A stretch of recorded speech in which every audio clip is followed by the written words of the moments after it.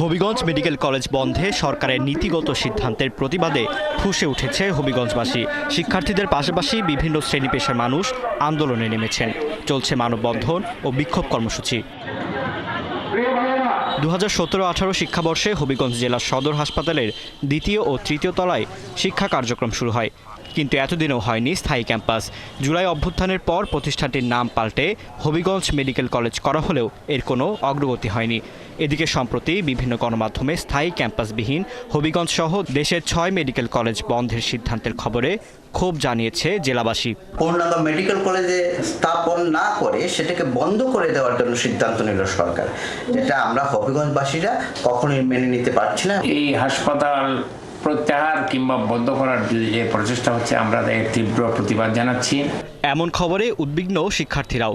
তারা বলছেন, প্রতিষ্ঠান বন্ধ না করে সংকট সমাধানে সরকারের উদ্যোগী হওয়া উচিত। 2 ব্যাচ ডক্টর সুনামের সাথে বেরিয়ে গেছেন, তাহলে সেখানে মানহীন ট্যাগ দিয়ে এই মেডিকেলের স্টুডেন্টদের গায়ে কলঙ্ক লাগানোর কি মানে? এটা হচ্ছে আমার প্রশ্ন।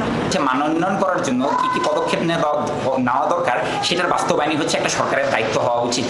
অন্যদিকে হবিগঞ্জবাসীকে সুচিকিৎসা থেকে বঞ্চিত করার ষড়যন্ত্র উল্লেখ করে সম্মিলিত নাগরিক সমাজের নেতারা বলেন, যে কোনো মূল্যে হবিগঞ্জ মেডিকেল কলেজকে রক্ষা করতে হবে। আগামীতে আমরা বড় ধরনের কর্মসূচি আন্দোলনে যেতেছি। হবিগঞ্জ মেডিকেল কলেজ যেন হবিগঞ্জ থেকে যাতে না সরে সেই পদক্ষেপ আমরা নিয়ে রাজপথে নামবো। বিশেষ করে সাধারণ মানুষ যারা গরিব জনগণের স্বার্থে মেডিকেল কলেজটা হবিগঞ্জে থাকা দরকার, প্রয়োজন।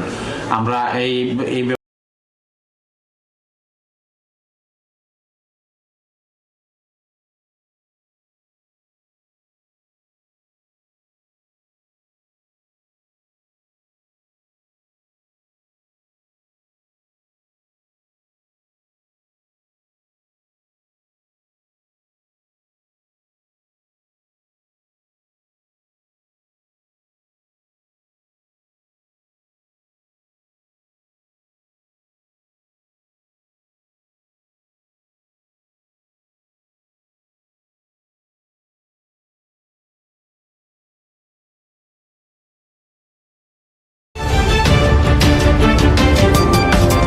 আপনারা দেখছেন দৈনিক ক্রাইম সিন।